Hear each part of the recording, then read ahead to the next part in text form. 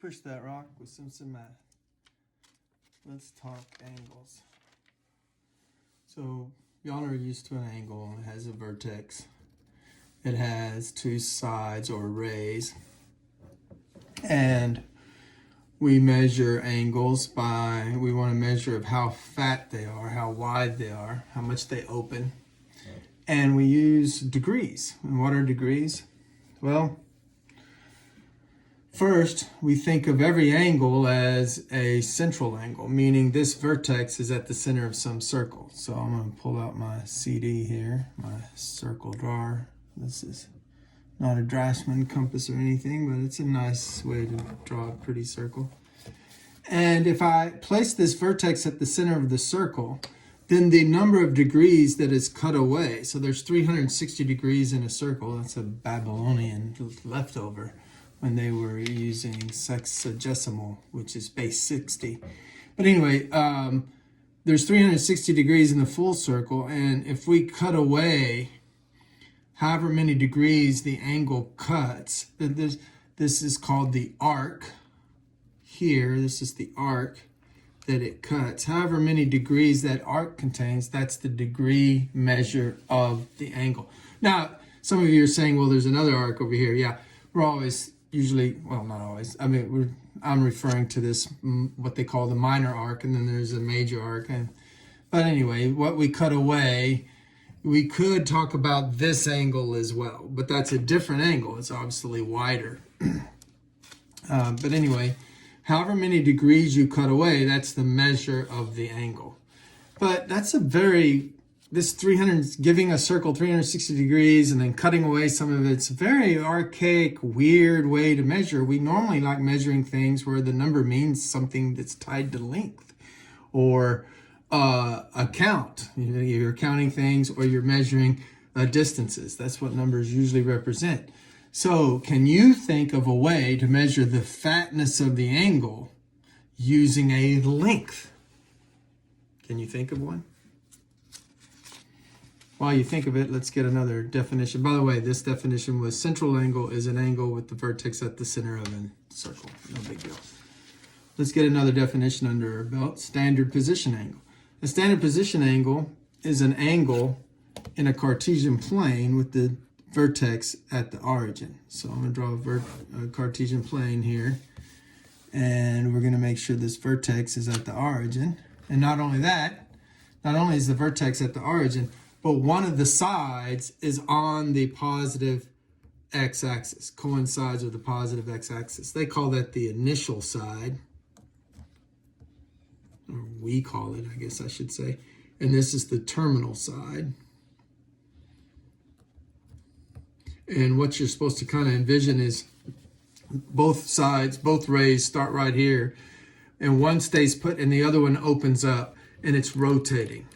And it keeps rotating until it gets to its position and it terminates. This is where it stops rotating. And so that's why this is called the terminal side. It rotated around and then terminated its rotation there. And then whatever this, however many degrees in a circle, again, you put a circle here, and however many degrees you cut away, that's the degree measure. So that looks like about 150 degrees. Whereas this other one looks, a little bit less than 150, but more than 90. So this one looked like maybe 120 degrees. But can you think of a way to measure angles that's not this archaic Babylonian degree talk where 360 degrees is a full rotation? Remember, we want it to be a length. Well, you might have the idea, and I've asked that question in class before, and there's always some students that say, well, why don't we just make it the arc length, however long this arc is, however long that arc is, that could be the measure of the angle. And that's a really good idea, except for my next diagram shows a weakness in that idea. So here I have a new, I used red for the angle, but here I have a new angle. And I don't know, what do you think that looks like? Maybe about 45 degrees, okay. And you say, well, instead of using this weird degree talk, we could just talk about how large the arc is. But the problem is there's more than one arc, right? Depending on which circle you draw. You know, like you might draw a circle with this radius, or a circle with that radius, or a circle with even bigger radius, or a circle with smaller radius, and all those arcs will be different size. So the way to fix that, to save this idea, it's a really good idea. Well, here's a length right here. We're using how many degrees the arc is. How about we just use the length of the arc? It's a really good idea, but we get multiple arc lengths, so you standardize it. And the way you standardize it, you take this arc length and divide it by its radius. Or you take, I need another color, but oh well. You take this arc length and you divide it by its radius. And it turns out if you do that, you'll always get the same measurement for every angle. And that measurement is called the radian measure. Radian measure of the angle. And the radian measure is simply equal to the arc length that the angle cuts out divided by the radius. That's radian measure, ladies and gentlemen. Now, a really cool thing is that if you're in the unit circle where the radius is 1, so the distance from here to here is 1. We'll make that 1, 0. So this circle is x squared plus y squared equals r squared, but the radius is 1, and 1 squared is 1. So that describes this circle here. If you're in the unit circle, well, then you take this arc length and you divide it by 1.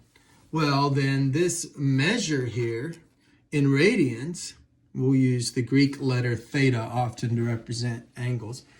Theta in radians is going to be equal to this arc length, because we're supposed to take length. Okay, we're supposed to take the arc length and divide it by the radius, but if the radius is 1, well, you just get the arc length. So if you're in the unit circle, the radian measure of the angle does just equal the arc length.